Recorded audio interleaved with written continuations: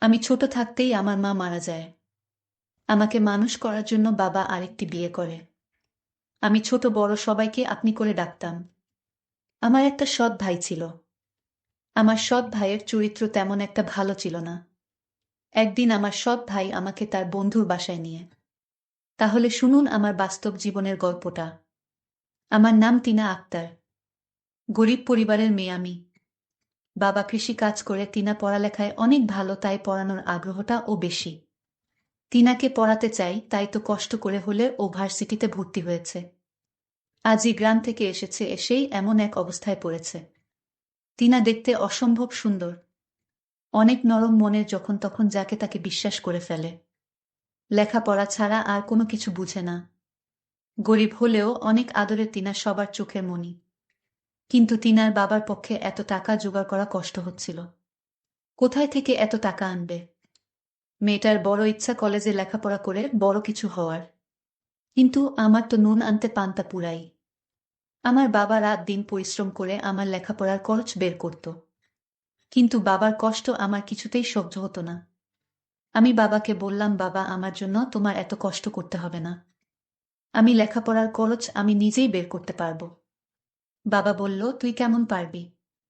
বাবা, তুমি কোনো চিন্তা করো না, শুধু আমার প্রতি দোয়া রাখো। আমি ভার্সিটিতে পড়ালেখা করব বাবা। এটা আমার স্বপ্ন। আমার একটা ছোট ভাই ছিল। আমার মা ছোটবেলায় মারা যান।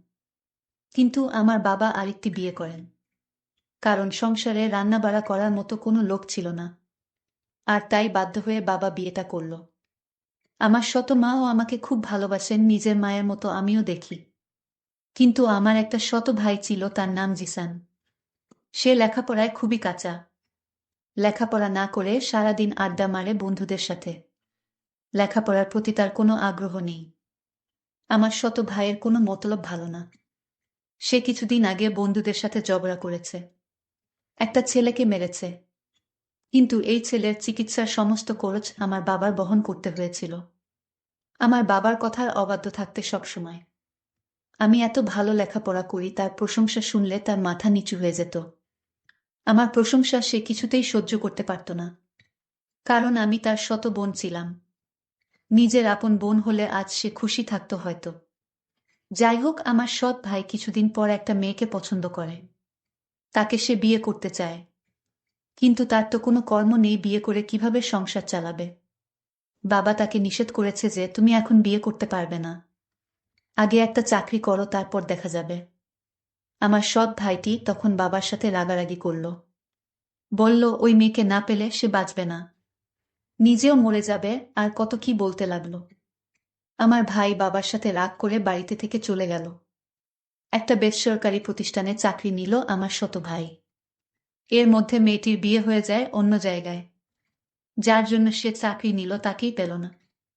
আমি তাকে সান্ত্বনা দিলাম, ভাইয়া, আমি তোমাকে এর চেয়ে ভালো মেয়ে আমার ভাইয়ের জন্য নিয়ে আসব। সে তখন আমায় বলল, আপু, তোরে একটা কথা বলি। আমি বললাম, কি কথা ভাইয়া? জিসান বলল, আমি তোর লেখাপড়ার সমস্ত খরচ আমি দিব। আমি তোর স্বপ্ন পূরণ করব। এই কথাটা শুনে আমার ভালো লেগেছিল। কিন্তু হঠাৎ এত মায়া আমার জন্য কেন হলো? তা নিয়ে আমার মনে কৌতূহলের সৃষ্টি হলো। আমি বললাম, ভাইয়া থাক, তোমার কষ্টের টাকা দিয়ে আমার লেখাপড়া করতে হবে না। ভাইয়া তখন বলল, তাহলে তুই আমাকে পর ভাবিস। আমি তার উত্তরে বলেছিলাম, পর ভাববো কেন, তুমি তো আমার ভাইয়া। কিন্তু আমার খুব স্বপ্ন ছিল কলেজে লেখাপড়া করার। আর তাই রাজি হলাম ভাইয়ার কথায়। ভাইয়া বলল, তুমি রাজি হয়েছ, আমার টাকায় লেখাপড়া করবে। তবে আপু, আমার একটা কথা তোমার শুনতে হবে। আমি বললাম, কি কথা শুনতে হবে? তখন সে বলল, পরে বলবো। তবে আমি যা বলি তাই তোমার শুনতে হবে আপু। আমি বললাম, ঠিক আছে, আগে কলেজে ভর্তি হওয়ার টাকা দাও, তারপর দেখি। তখন আমার ভাইয়া ভার্সিটিতে ভর্তি হওয়ার জন্য টাকা দিল। আমি কলেজে ভর্তি হলাম। আমার এত ভালো লাগছিল, আমি লেখাপড়া করব, ভালো একটা চাকরি করব। আমি ভার্সিটিতে যেদিন প্রথম পা রাখলাম, আমি এত বড় ভার্সিটি দেখে অবাক হয়ে তাকিয়ে দেখছে, আর ভাবছে এত বড় ভার্সিটিতে পড়ব। আমি চারপাশে দেখছে, আর খুশি মনে হাঁটছে। কত ছাত্রছাত্রী ঘুরে বেড়াচ্ছে আশেপাশে, বড় বড় বিল্ডিং। রাস্তা দিয়ে হেঁটে যাচ্ছে আর স্বপ্নের রাজ্যের কথা ভেবে চলেছে। একটু পর পর চোখের চশমাটা ঠিক করছে, এটা তিনার একটা অভ্যাস ধরতে গেলে। তিনার ইচ্ছে ছিল এমন বড় ভার্সিটিতে লেখাপড়া করার, আজ তা পূরণ হতে যাচ্ছে ভাবতেই খুশি লাগছে। হঠাৎ কারো সাথে ঠাস করে করে ধাক্কা খেয়ে নিচে পড়ে গেলাম। স্বপ্নের কথা ভাবতে ভাবতে একটু বেশি অন্যমনস্ক হয়ে গেছিলাম। নিচে পড়ে উপরে তাকাতে ও পারলাম না। তার আগেই কেউ ঝড়ের গতিতে আমাকে উঠিয়ে ঠাস করে চর বসিয়ে দিল। আমি অবাক হয়ে সামনের মানুষটার দিকে তাকিয়ে আছি। একটা মেয়েকে দেখলাম, তাকে দেখে মনে হলো কোনো বড়লোক ঘরের মেয়ে। সে আমাকে বলল, তোর তো সাহস কম না, আমাকে ধাক্কা দিস আমাকে। আরো কয়েকটা ছেলে মেয়ে ছুটে এলো মেয়েটার কাছে। সুরমা, কি হয়েছে রে? এই মেয়েটার জন্য আমি পড়ে গেছিলাম, ওর সাহস কি করে হলো আমাকে ধাক্কা দেওয়ায়? কে এই মেয়ে? নতুন মনে হচ্ছে। এই মেয়ে কখন ভার্সিটিতে ভর্তি হলো? সুরমার বন্ধুরা বলল, দাঁড়া, এই মেয়ে নতুন হলে তো ওকে দেখে ছাড়ব। সুরমার বন্ধু রামিম বলল, ঠিক বলেছিস, সুরমার শাস্তিটা ও হয়ে যাবে। কিন্তু রাহুল তো এখনো আসে নাই, ওকে ছাড়াই কি করবি? ও আসলে হবে না, এর আগেই মেয়েটাকে ধাক্কা মেরে ফেলে দেওয়ার শাস্তি দিতে হবে। আমি ওদের কথার কোনো কিছু বুঝতে পারছে না। কি বলছে ওর মাথায় ঢুকছে না। আমি ভাবছি আমাকে কেন মারল? আমি কি ইচ্ছে করে ধাক্কা দিয়েছি? অনেক কষ্ট লাগছে, কিন্তু কিছু বলতে পারছি না, চুপ করে আছি। এই যে মেয়ে, তোমার নাম কি? একটু ভয় পেয়ে বললাম, আমি টিনা। একটু দেখে চলতে পারলে না? এখন তো ওরা তোমাকে প্রতিশোধ নিবে। তুমি দেখে চললে এমন হতো না। আমি কথাগুলো ভাবছিলাম, হঠাৎ ওই ছেলে এসে গুলো বলল, ওই মেয়েরা সবাই আমার দিকে আসছে। দেখে আবার তাদের কাছে চলে গেল। এত জোরে থাপ্পড় দিয়েছে, আবার আমাকে মারবে কেন? সবাই আমার কাছে এসে নাম কি, বাড়ি কোথায়, কিসে পড়ি সব জিজ্ঞেস করতে লাগল। তারপর আমাকে গান গাইতে বলল। আমি গান পারি না বলাতে আমাকে কানে ধরিয়ে রেখেছে। এদিকে সিয়াম আজ একটু দেরি করে ভার্সিটিতে এসেছে। এসেই দেখে সবাই ভিড় করে দাঁড়িয়ে আছে। সিয়াম আসার সাথে সাথে সবাই ভিড় কমিয়ে চলে গেল, আর সব মেয়েরা হা করে তাকিয়ে আছে, কারণ সিয়াম হচ্ছে ভার্সিটির সবার সিনিয়র। সব মেয়েরা জয়ের দিকে হা করে তাকিয়ে আছে। সিয়াম গাড়ি থেকে নেমে ওর ফ্রেন্ডদের দিকে যেতে লাগল। এখানে কি হয়েছে? এত ভিড় জমাচ্ছে কেন? আমাকে তখন ছেলেটি জিজ্ঞেস করল, তুমি কে, আর তুমি আমার বান্ধবীকে ধাক্কা মেরে ফেলে দিলে কেন? আমি তাকে বললাম, দেখুন, আমি না দেখে তার সাথে ধাক্কা লেগে গেছে, আর এর শাস্তি হিসেবে আমাকে চড় মারলেন। তাও কি তাদের আমাকে প্রতিশোধ নেওয়ার বাকি আছে? তখন হঠাৎ লক্ষ্য করলাম আমার ভাই আসছে কলেজের দিকে। আমি মনের ভিতর খুব সাহস হচ্ছে, ভাইয়া যখন আসছে, তাহলে ওদের হাত থেকে আমার ভাইয়া আমাকে রক্ষা করবে। কিন্তু আমার ভাইয়ার রূপ দেখে আমি অবাক হয়ে গেলাম। আমার ভাইয়া বলল, সিয়াম আমার বন্ধু, আর বন্ধুর বান্ধবীকে তুমি ধাক্কা দিয়ে মাটিতে ফেলে দেওয়ার কারণে তোমার অনেক শাস্তির বাকি আছে। আমি ভাইয়াকে বললাম, ভাইয়া আমি তোমার বোন, তুমি ওদের পক্ষে কথা বলছো। ভাইয়া তখন বলল, চুপ, কে তোর ভাই? আমি কারো ভাই না। ওর বান্ধবীকে মারার জন্য আজ তোর রেহাই নেই। তোর কত বড় সাহস, তুই আমার বন্ধুর বান্ধবীকে মারলি। এর জন্য তোর মাসুল দিতে হবে। আমার চোখের পানি কিছুতেই আটকাতে পারলাম না। মনে মনে ভাবলাম, আজ যদি সে আমার মায়ের পেটের আপন ভাই হতো, তাহলে কখনো ওদের পক্ষ নিয়ে কথা বলতো না। নিজের বোনের জন্য জীবন দিয়ে দিত। তাও বোনকে বিপদে ফেলে চলে যেত না। আসলে পর কখনো আপন হয় না, হতে পারে সে আমার শত ভাই। সৎ ভাই এরকম আচরণ করবে? আমি তখন কান্না করতে লাগলাম। আমার কান্না দেখে ওরা হাসতে লাগলো, আর বলতে লাগলো, কেঁদে কোনো লাভ নেই। আমার ভাই হঠাৎ বলল, আমার সাথে চলো। আর ওরা বলল, আজ তুই বেঁচে গেলি তোর ভাইয়ার জন্য। ভাইয়া বলল, আমি তোকে টাকা দিয়ে কলেজে ভর্তি করিয়েছি, সেই টাকার কথা কি ভুলে গেছ? আমি বললাম, কি করতে হবে আমাকে বলো। আমি তোকে নিয়ে আমার বন্ধুর বাসায় যাব। আমি বললাম, বন্ধুর বাসায় কেন? জিসান বলল, আমি তো আগেই বলেছি তুই আমাকে কোনো প্রশ্ন করবি না।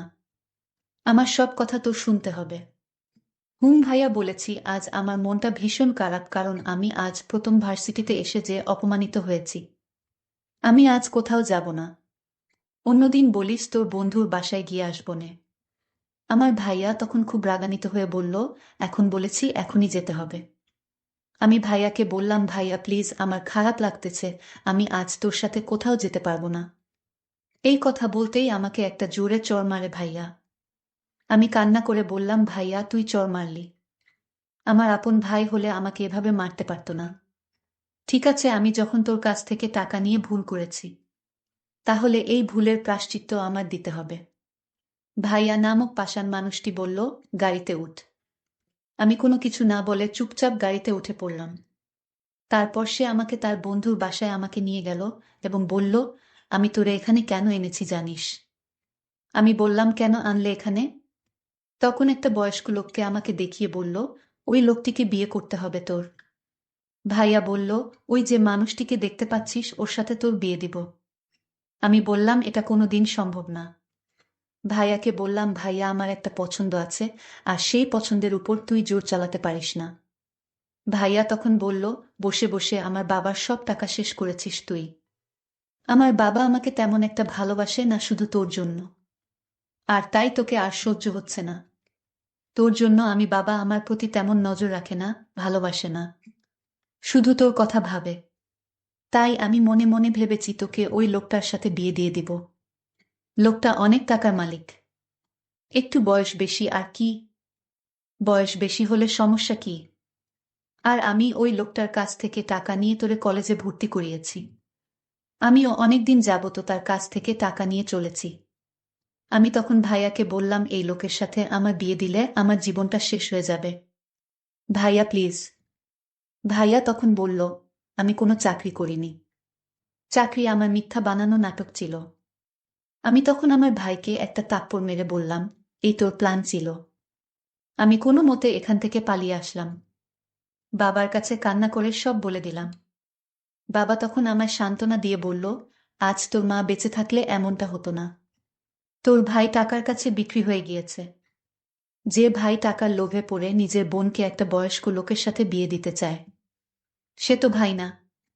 তোর ভাই নিজের স্বার্থের জন্য তোকে কলেজে ভর্তি করল। ও দিন দিন ও আরো অভদ্র হয়ে যাচ্ছে। আমি বাবাকে বললাম, বাবা তুমি ওকে এখন কিছু বলো না। ওকে ভালো করার দায়িত্বটা আমার হাতে তুলে দাও। ওকে কিভাবে ভালো করতে হবে তা আমার জানা আছে। আজ যদি আমি ওর আপন বোন হতাম তাহলে আমার সাথে এই নাটকটা করতে পারত না। বন্ধুরা, সময়ের স্বল্পতার কারণে আজকের গল্পটি শেষ করতে পারিনি, এই জন্য সবার কাছে আন্তরিকভাবে দুঃখিত। এর পরের পার্ট আগামীকাল আপলোড দেওয়া হবে। সেই পর্যন্ত সবাই ভালো থাকবেন। ধন্যবাদ।